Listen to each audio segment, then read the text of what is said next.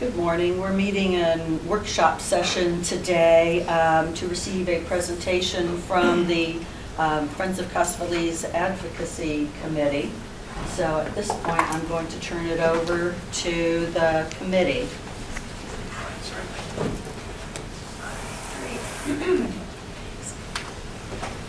Good morning.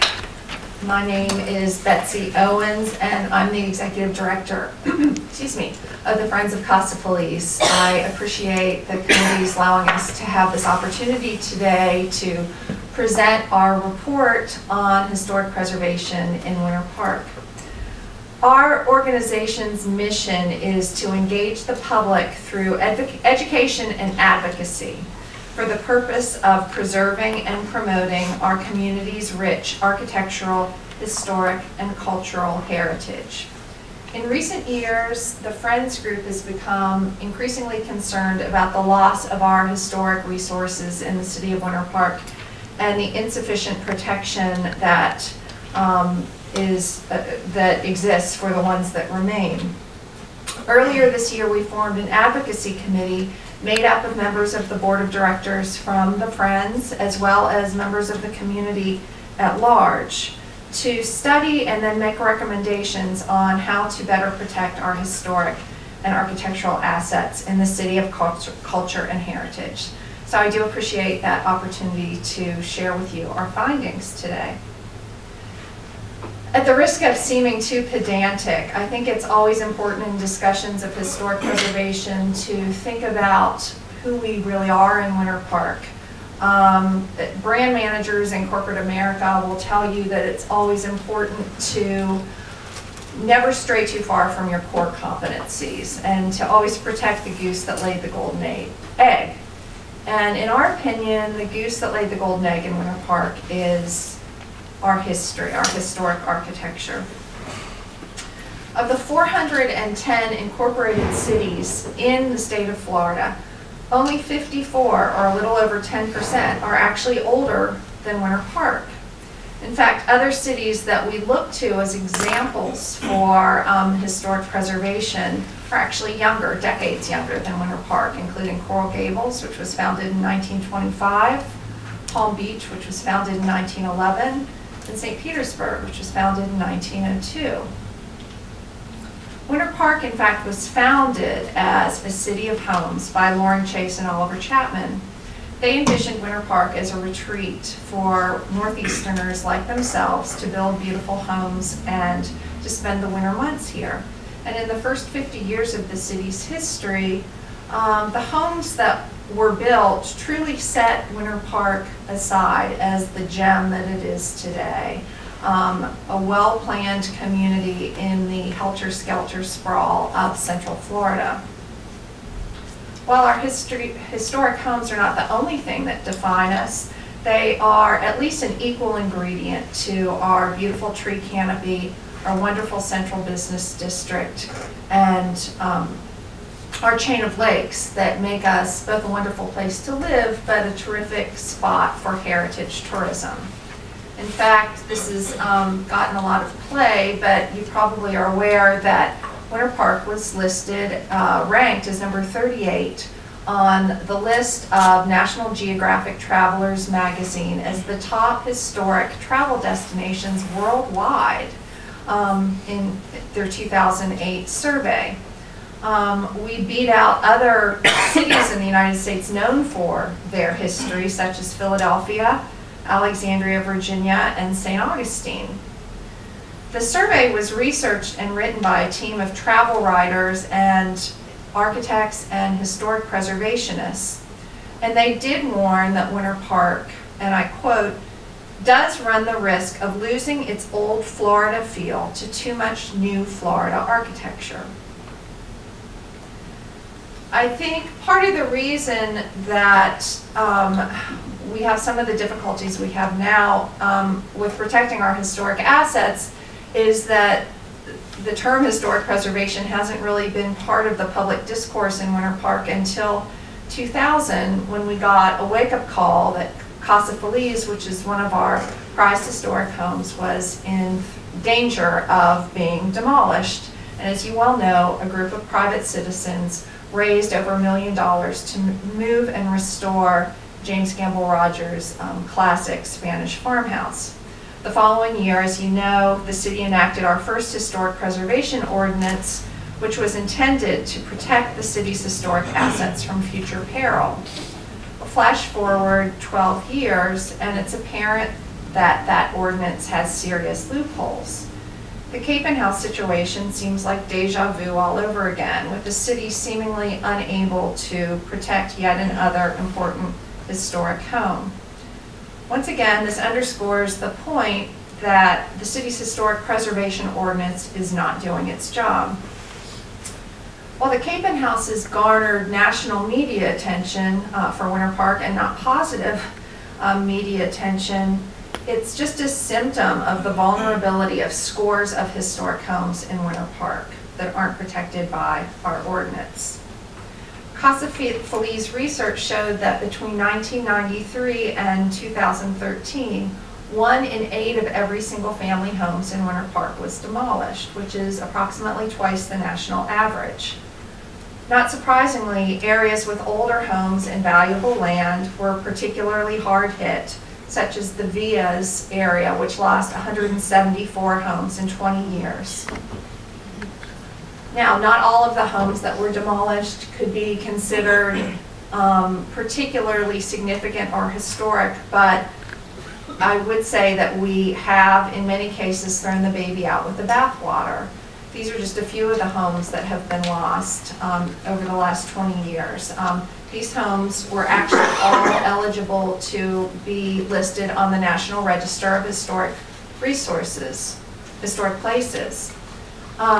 The Shank Chase House, which was located on Palmer Avenue, the Burris House, which is a James Gamble Rogers house that was demolished on the Isle of Sicily, and the Annie Russell home on Via Tuscany. Of the 650 historic resources listed on the Florida Master Site file, since 2001, 60, or about 10%, have been demolished. 13 of the structures demolished qualified for the National Register of Historic Places, including these 3 houses shown here. Also, on Rollins campus, which certainly has great historic value, both Strong Hall and Corin Hall have been lost or altered beyond recognition. Another symptom of a weak ordinance is anemic participation in the Winter Park Register of Historic Places. The register got off to a really strong start in the first 5 years. 60 homes were listed, but between 2006 and today, only 18 homes have been listed, or about 2 per year. Of the remaining 132 buildings that are eligible for National Register status, only 18, or fewer than 14%, are protected from demolition by the Winter Park Register. There are entire categories of homes that are excluded from the register. These are houses that may not be located in historic districts or surrounded by a critical mass of other historic homes, but still merit being listed on the Winter Park Register for their architectural significance. In 2004, architecture historians Patrick and Debra Mcclain wrote a book called The Architecture of James Gamble Rogers II in Winter Park, Florida. I think they could have come up with a catchier title. But it was published by the University Press, University of Florida Press.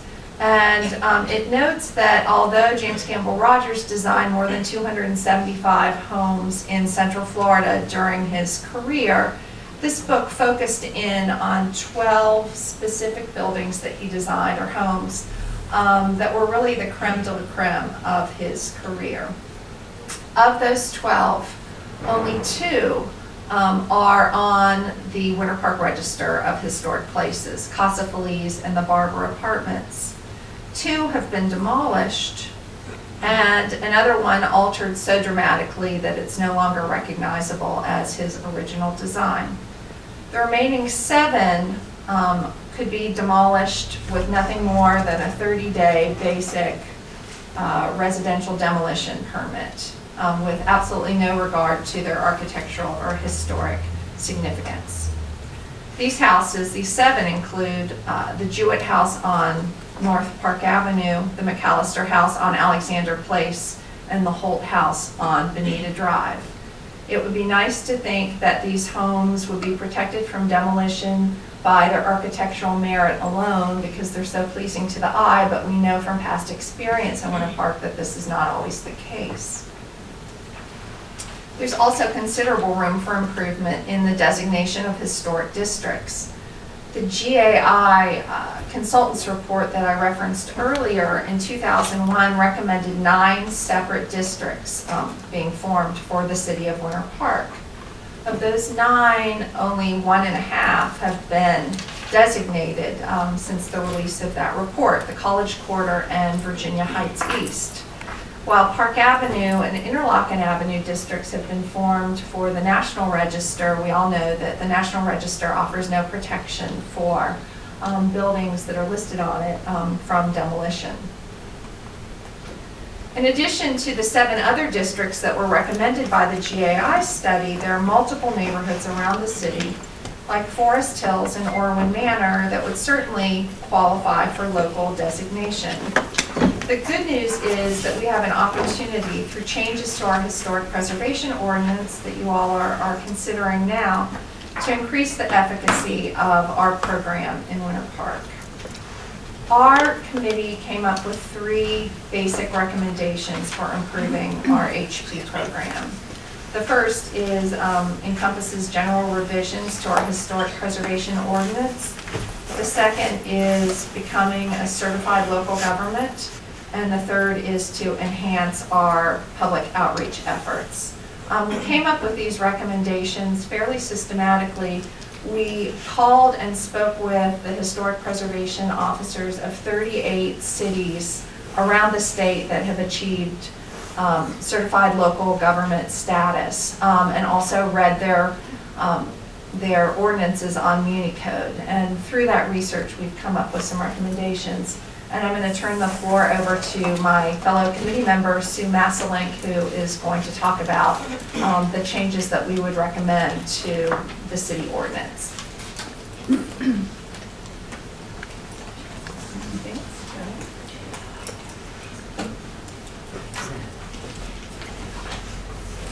Good morning, I'm Sue Masselink, and as Betsy said, we've really looked at a lot of different codes, spoke to a lot of different historic preservation officers, and what we found in the process of doing that is that we've already taken a step in the right direction by actually having an ordinance. And what we also found was that we could probably improve the ordinance that we do have by taking some of the best provisions from the ordinances that we looked at during this exercise. And the first thing we'd like to look at, basically we're looking at changes to 3 different sections of the ordinance that we currently have, in addition to adding a provision that is not currently there. The first thing we'd really like to see strengthened considerably is the section on the establishment of a historic preservation board. When we looked at the other areas, the other communities, what we saw was Winter Park really probably has the weakest preservation board requirements of any of the ordinances that we reviewed. So we'd really like to see that strengthened. We'd really like to ensure a balanced, professional, and diverse board.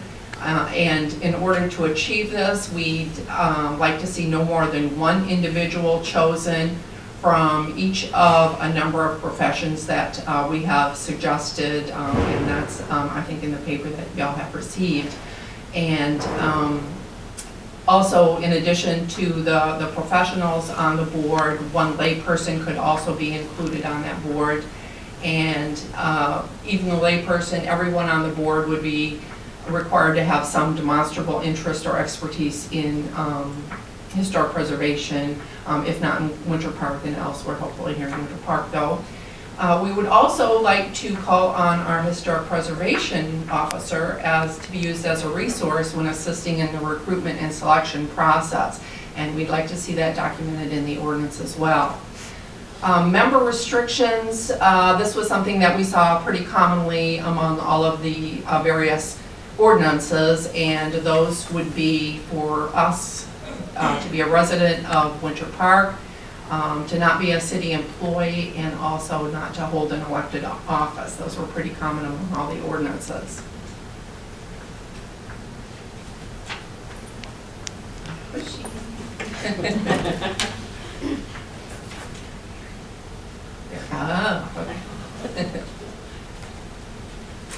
Secondly, what we looked at is some changes to the designation criteria in our ordinance, specifically having to do with the designation of historic districts.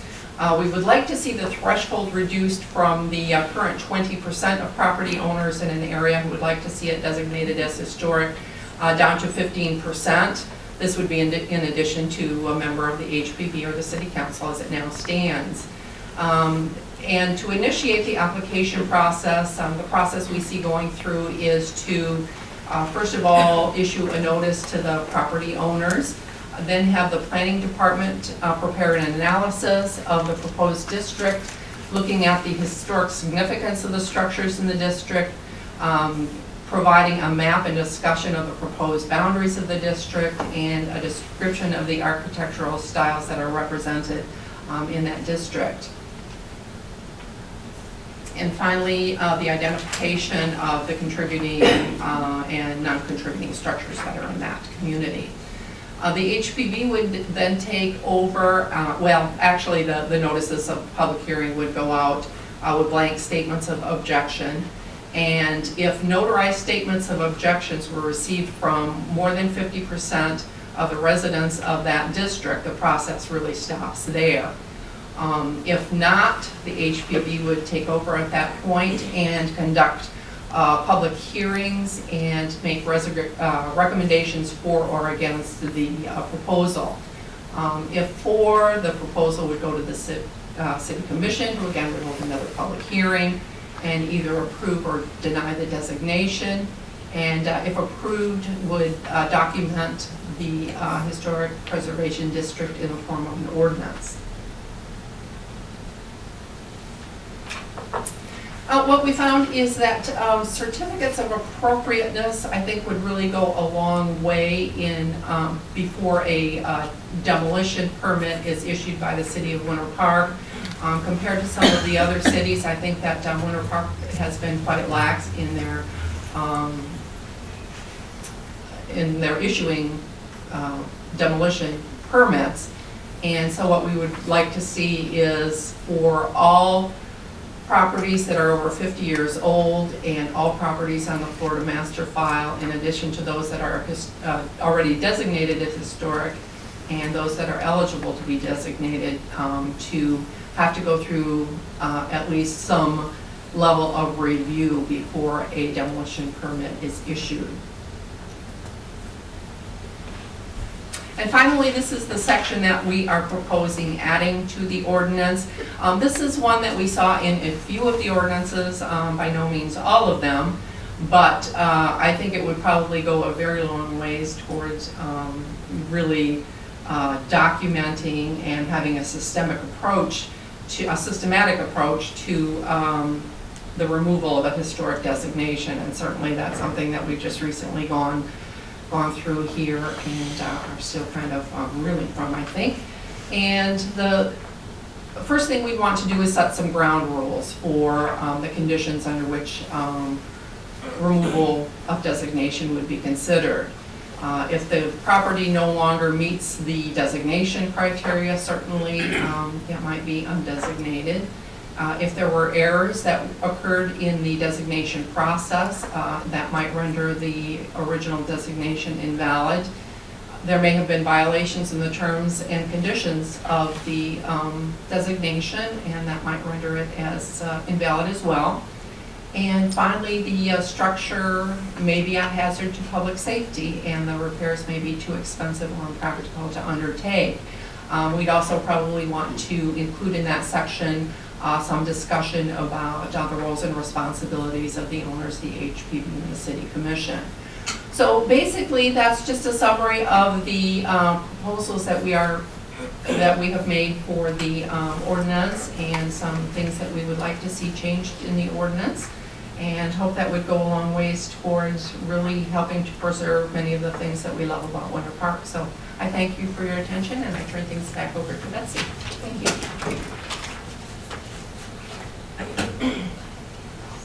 Thanks, Sue.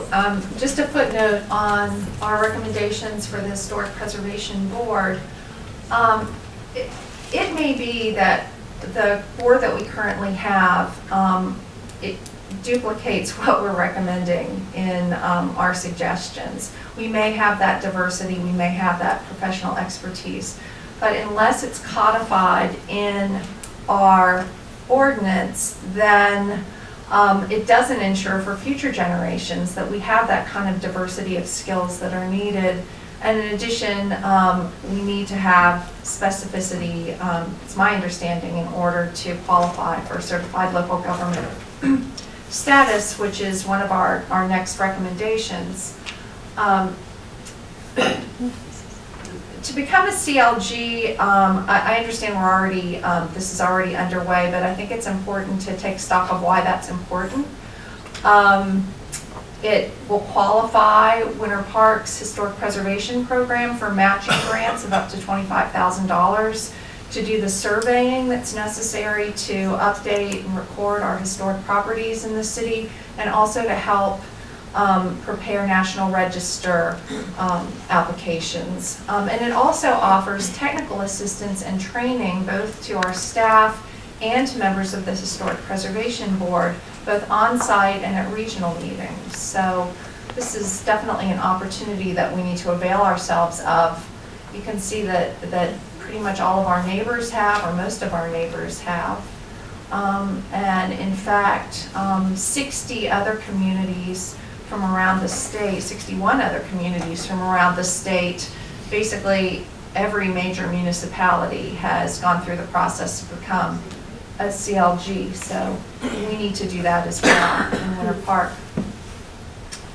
Finally, Winter Park's Historic Preservation Ordinance states that the Winter Park Historic Preservation Board is responsible for the development and administration of a comprehensive historic preservation program, and shall identify and maintain the city's historic resources for the benefit of present and future resources.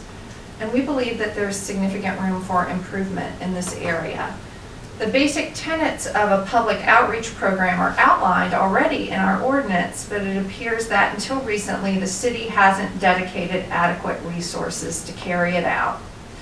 We recommend that the Historic Preservation Board and staff implement a comprehensive public education and awareness program that would encourage owners of historic homes to list their homes on the Winter Park Register of Historic Places. Other suggestions in our report, which we'll distribute in a minute, are include potentially sponsoring a Historic Preservation Week in Winter Park, possibly workshops on various facets of historic preservation, and more publicity for our historic preservation successes that we do have from time to time in Winter Park. So again, I thank you for this opportunity to speak.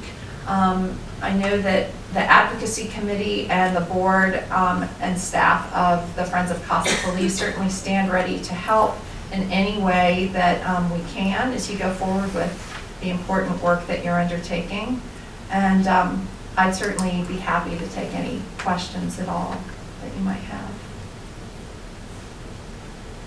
Well, I have one. Okay. So I gave the board has to think fast, or I jumped in. The recommendations didn't include any comments on the designation of individual properties of the districts. Did the committee have any thoughts on that? Because we do have a number of historic resources that are not in or would never be located in a district. Right. That's tricky, as you know, because I mean, if I could wave a magic wand and automatically put all of those houses on our register, I would. But you know, short of unilaterally forcing individual homeowners to list their properties on the historic register, I don't really see what positive changes we could make in that area, but I think we could go a long way by making it more difficult to demolish historic homes. It doesn't matter so much, I mean, it matters, but it's not as important that a historic home be actually listed on the register as it is that it's preserved for future generations. And I think by toughening up the standards for demolition permitting, that would go a long way toward protecting those houses. Did you have an opportunity to look at the proposed ordinance changes that went to the Planning and Zoning Board about a year or so ago? Yeah. Because two of the things were the board and the city and staff and the board were working towards the designation as a certified community. Mm-hmm. But what happened was the overall ordinance that changed all the boards superseded our old ordinance and sort of stripped out a couple of the pieces that we needed. And then that revised ordinance, of course, was going to put those back in. Sure. So the fact that was tabled effectively kind of slowed that whole process. Well, we certainly want to add our voice to yours in letting the City Commission know that that's a really important thing for us to undertake. And yeah, we did look at your recommendations that you worked on, and we think a lot of them are terrific. So the other factor with regard to demolition, in the historic district and also in other elements of the city planning and zoning ordinance, that under certain circumstances, if you're looking to demolish or change zoning or such, you have to show what you're going to put in its place. Mm-hmm. So, I mean, one thing that I know Lindsay and I have been talking about and was discussing, where if you have clearly a historic property, but maybe in one of these, limbo type properties that are eligible but they're not designated and such, that the one consideration could be, and I don't know if you had looked at this, something whereby, yes, you may have an ability to demolish it, but you've got to show what you're going to do.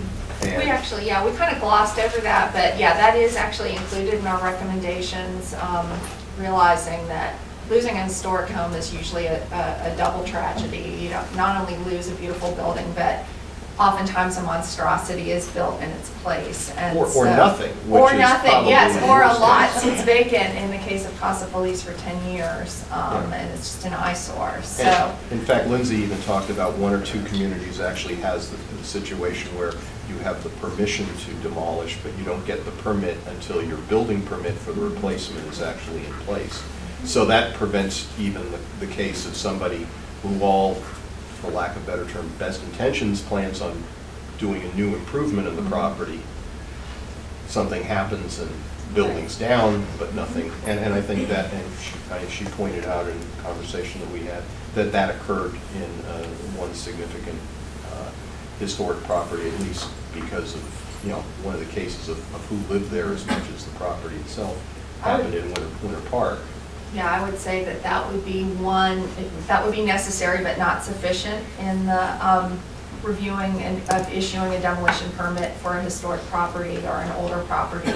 At the very least, the applicant should present plans for what's going to be built in its place, but that wouldn't be enough to allow a demolition permit of a historically significant property, that there are other considerations for mitigation that should be made. Can you all help me understand, because I wasn't here when this all happened with the planning and zoning and the certified local government. I'm confused as to why we are not a certified local government, and is that the city commission decision? The original ordinance that was generated back in the early 2000s had the requirements for certain types of expertise of members of the board. And that's one of the items that has to be in place to become a certified local government. Okay. About 3 years ago, the City Commission revised the entire board structure for all boards within the city under a blanket ordinance for boards. And when that happened, it superseded the individual ordinances for the individual types of boards. And one of the things that was neglected in that was any kind of requirement for expertise for members of the various boards. So as a result, that effectively wiped out that element of the ordinance. So that was one of the pieces that we were putting back in. I mean, effectively, I think the commission has been still using those guidelines in picking members for the board in the interim, but it's not codified within the ordinance, and therefore it doesn't count towards the best intentions does not necessarily meet the requirements for certified local government. So that currently don't meet the guidelines for. So that element, that is probably the primary element that's holding us. Yes, that is the only element we were primed to complete. There's a checklist of ordinance elements that the certified local government looks for, and one is the creation of a board with specific qualifications, and we had an application pending, and then the overarching citywide board ordinance was rewritten and inadvertently really removed those issues as part of the changes to the board ordinance. So we just need to plug those back in and refile that certified local government application. And the good news is now, used to be a matching grant where the certified local government's got priority.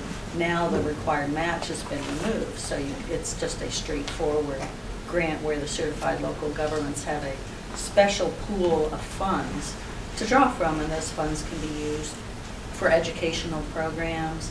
They can be used for the survey updates that, every decade or so that we would do. It can be used for National Register applications. So it's a useful pool of funds. And quite honestly, before the current situation occurred this summer, we were within one meeting of sending our cleaned up housekeeping ordinance back to the city commission to get that in place. So, had all this not happened, we would have been well on our way towards the certified local government aspect. I mean, that would have been dealt with, I think, by now, and we would have been, the application would be in and probably approved by now. So, we've hit a roadblock that's just shut off everything for all changes to the ordinance until we can come with a grand plan, so to speak. Can I ask you a question? Of course. I was wondering just some specifics in the designation of districts, because we as a board have gone back and forth on the issue of how many residents or respondents we need. In your recommendations where you said the 50%, are you recommending that it's 50% of the residents in that district or 50% of the respondents? 50% of the residents in that district. Okay. Yes, would return a no vote, which is actually the standard recommended, I believe, by the National Register Review Board. So it definitely eases the restrictions on forming a district. And district formation is so important, as you probably know, because isolated houses that have been designated, if they're in a sea of McMansions or new construction, they don't really have the benefit of being in a historic district and the increase in value that comes with that. But there's lots of evidence that shows that houses that are in a historic district actually increase in value by a faster rate than houses that aren't in historic districts. So that's why I think it's particularly important to focus on the creation of districts. It doesn't do you a whole lot of good to be a historic home if your neighbors on every side of you can, don't have to abide by the same rules that you do. I was going to say, it's one thing if you have 2 acres, and it's another thing if you have a 12,000-foot lot. That's right. Well, again, thank you so much. We're happy to, offer any resources going forward. So, thanks.